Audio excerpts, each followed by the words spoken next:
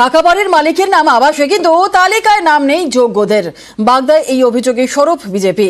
তাদের নিশানায় তৃণমূলের পঞ্চায়েত প্রধান এবং বুথ সভাপতি। পদক্ষেপের আশ্বাস বিডিওর। তমলুকে আবার অন্য ছবি। এখানে শাসক দলের কর্মী হওয়ায় বিড়ম্বনা। মাটির ভাঙাচোরা বাড়িতে দিন কাটে তৃণমূল কর্মীর, কিন্তু নাম নেই আবাসে।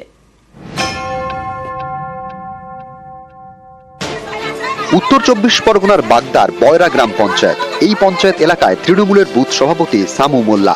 এটা তার একতলা পাকা বাড়ি। এটা হলো তৃণমূলের পঞ্চায়েত প্রধান সুষমা মণ্ডলের বাড়ি। বিজেপির দাবি এই দুজনের কেউই আবাস যোজনার বাড়ি পাওয়ার যোগ্য নন, কিন্তু তাদের নাম তালিকায়। আর যারা যোগ্য তাদের অনেকেরই নাম নেই। কেউ থাকেন মাটির বাড়িতে, টালির ছাউনি, কারো বাড়ির দেওয়াল টিনের। এই যে ঘরটায় আমরা বসবাস করি, এই ঘরটার মধ্যে খুব কষ্টের মধ্যে থাকতে হয়। এই যে ঝড় ঝাপট আসলে অন্যের বাড়িতে আমাদের ওই বাচ্চা নিয়ে দৌড় মারতে হয়, বাচ্চা কাচ্চা নিয়ে দৌড় মারতে হয়। সরকারের কাছে আবেদন যে আমাদের একটা ঘর দিলে যাতে ভালো হয়। টাকার বিনিময়ে এখানে ঘর মানে সাধারণত যারা গরিব মানুষ তারা এই ঘর পাচ্ছে না। একটা মানুষ আদৌ ঘর পাচ্ছে না, আর স্বয়ং অঞ্চল প্রধান তার নামে ঘর নিয়ে নিচ্ছে। মেম্বার, বুথ সভাপতি, এই বিষয়ে বিডিওকে অভিযোগ জানানো হয়েছে এবং সমস্ত মেম্বারদের দিয়ে ডেপুটেশন দেওয়া হবে, পঞ্চায়েত ঘেরাও করা হবে।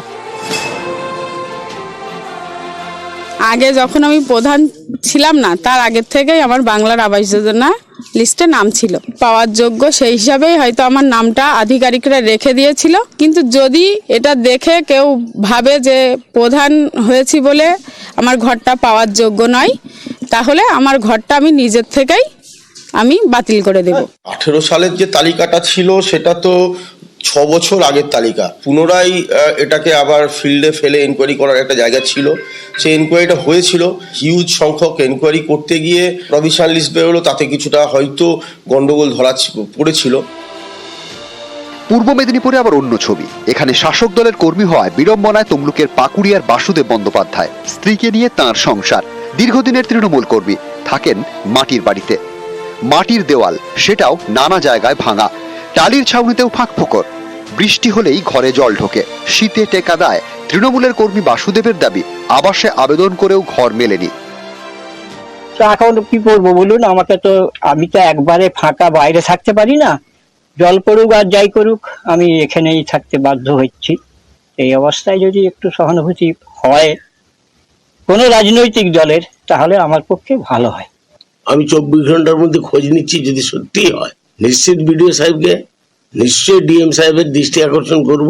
কেন এটা ন্যায়সঙ্গত পাইনি? সে যে পার্টির হোক, তৃণমূল বলার দরকার কি আছে? আমি ওর সঙ্গে কন্ট্যাক্ট করার ব্যবস্থা করছি। আমাকে 24 ঘন্টা সময় দিন, আমি জেনে বলতে পারবো।